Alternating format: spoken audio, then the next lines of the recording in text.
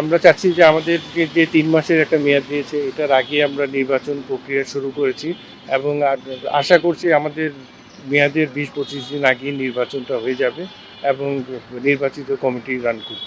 আগামী কমিটিটা কেমন হবে নানু ভাই? আপনি তো ক্রিকেটের সঙ্গে অনেকদিন আছেন, আপনার পজিশনটা কি হতে পারে?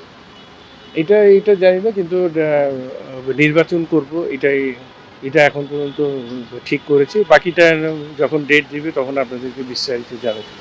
আগামী রেড বল ক্রিকেটটা নিয়ে যদি আপনি বলেন, গত ৭ বছর ধরে কিন্তু এটার সাথে পুরোপুরিভাবে আমি জড়িত এবং কাজ করে যাচ্ছি।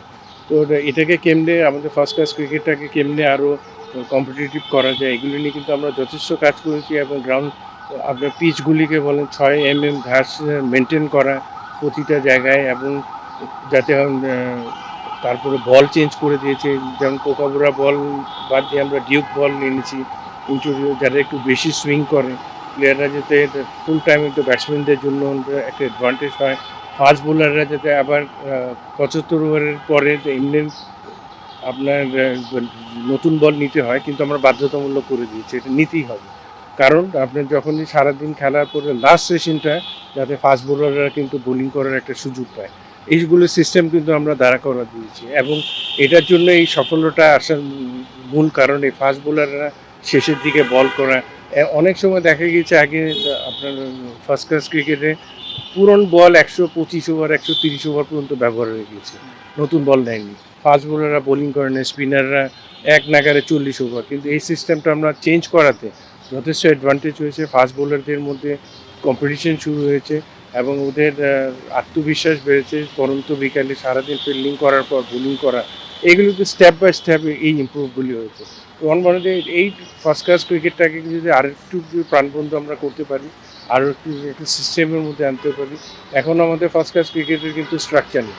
আপনি অন্যান্য ডিভিশন, অন্যান্য টেস্ট প্লেইং নেশনে যদি যান দেখবেন প্রতিটা ফার্স্ট ক্লাস টিমগুলির স্ট্রাকচার একদম পুরো টেস্ট লেভেলের স্ট্যান্ডার্ডের মতো।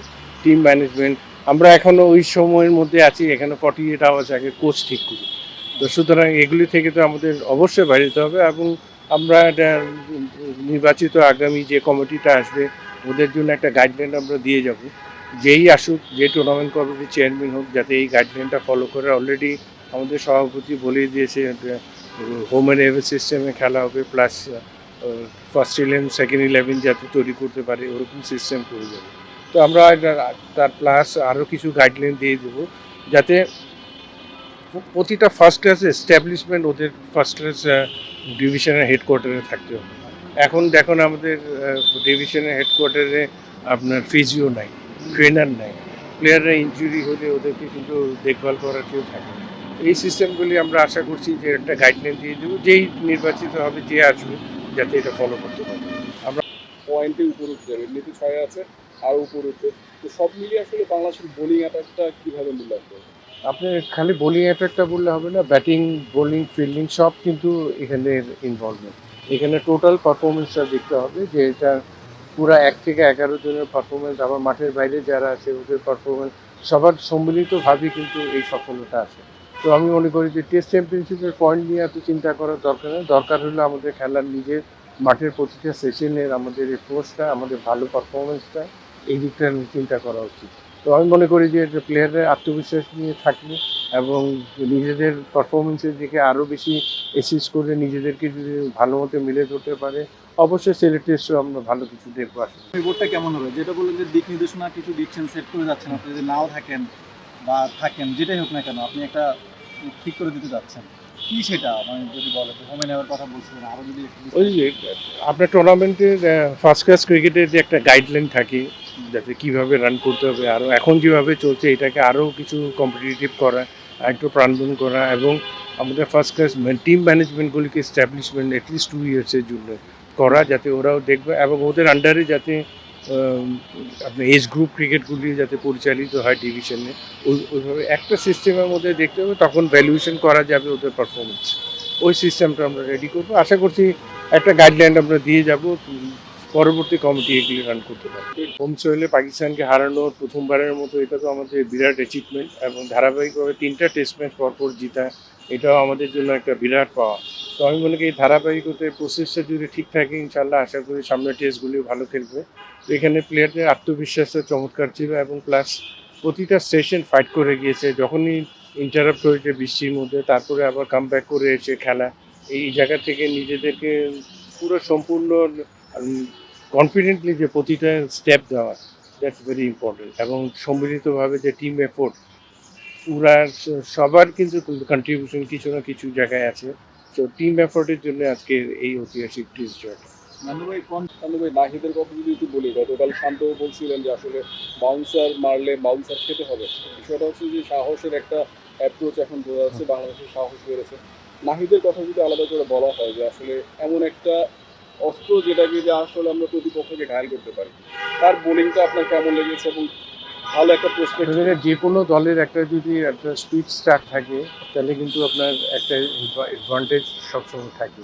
আপনার বিশেষ করে আপনি ধরুন 5 উইকেট পড়ার পরে বাকি যে টেলেন্টের যে ব্যাটসম্যানগুলি আছে এত গতির বল খেলা অভ্যস্ত না এবং ইউজু না পুরোপুরি। তো আমার মনে হয় যে এরকম একটা বোলার যদি দলের মধ্যে থাকে, যে সময় ট্রাম্প কার্ড হিসাবে ক্যাপ্টেনের জন্য যে কোনো সময় ইউটিলাইজ করা যায়। তো আমার মনে হয় যে এটা আমাদের জন্য একটা বিরাট অ্যাডভান্টেজ হয়েছে এবং ওকে এখন পুরোপুরি টিম ম্যানেজমেন্ট ঠিক কীভাবে খেলাবে এটা ঠিক করতে হবে এবং আশা করছি যে দেশের জন্য আরও কিছু দেওয়ার জন্য সে অপেক্ষা করছে। শান্ত আপনার ক্যাপ্টেনের সবচেয়ে বড় জিনিস হচ্ছে আপনার কনফিডেন্স। আপনার যে কোনো সিদ্ধান্ত, যে কোনো স্টেপ নেওয়ার জন্য কিন্তু ওর আত্মবিশ্বাসটা সবচেয়ে বড় জিনিস এবং শান্তর মধ্যে এটা আছে। এটা আমরা ওকে অনেক দিন ধরে নার্সিং করছি, এটা আমরা খুব ভালো করে জানি কীভাবে ওর অ্যাবিলিটি কতটুকু আছে। তো আমি বিশ্বাস করি ওর নেতৃত্বে আরও ভালো কিছু দেবে। বাকিটা যখন ডেট দিবে তখন আপনাদেরকে বিস্তারিত জানাতে হবে। আগামী ভোটটা কেমন হবে? যেটা বললেন যে দিক নির্দেশনা কিছু দিচ্ছেন, সেট করে যাচ্ছেন, আপনি যদি নাও থাকেন বা থাকেন যেটাই হোক না কেন, আপনি একটা ঠিক করে দিতে যাচ্ছেন। কি সেটা মানে যদি বলেন, হোম নেওয়ার কথা বলছিলেন, আরও যদি একটু ওই যে আপনার টুর্নামেন্টের ফার্স্ট ক্লাস ক্রিকেটের যে একটা গাইডলাইন থাকে, যাতে কীভাবে রান করতে হবে, আরও এখন যেভাবে চলছে এটাকে আরও কিছু কম্পিটিটিভ করা, একটু প্রাণবন করা এবং আমাদের ফার্স্ট ক্লাস টিম ম্যানেজমেন্টগুলিকে এস্টাবলিশমেন্ট অ্যাটলিস্ট 2 ইয়ার্সের জন্য করা, যাতে ওরাও দেখবে এবং ওদের আন্ডারে যাতে আপনার এজ গ্রুপ ক্রিকেটগুলি যাতে পরিচালিত হয় ডিভিশনে, ওইভাবে একটা সিস্টেমের মধ্যে দেখতে হবে, তখন ভ্যালুয়েশন করা যাবে ওদের পারফরমেন্স।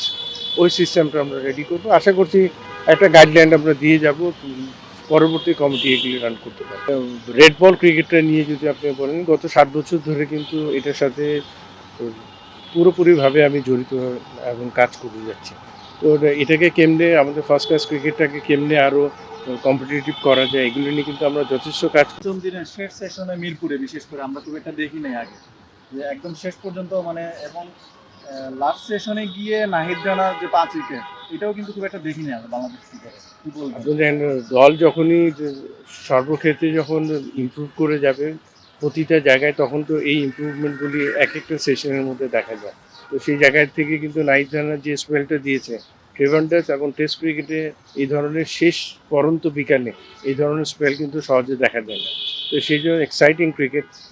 এবং আমার মনে হয় যে 5 দিন ঠিক সমানভাবে সমান তালে ক্রিকেটটা খেলে যাওয়া, এটা আমাদের সবচেয়ে সফলতার মূল কারণ। এবং আমি বিশ্বাস করি যে এই সফলতা, এই স্ট্রেংথ, এই আত্মবিশ্বাস থাকলে সামনেও আরও ভালো খেলবে। সব ধরনের খেলার খবর পেতে সাবস্ক্রাইব করুন। সঙ্গে থাকুন খেলার পাতার।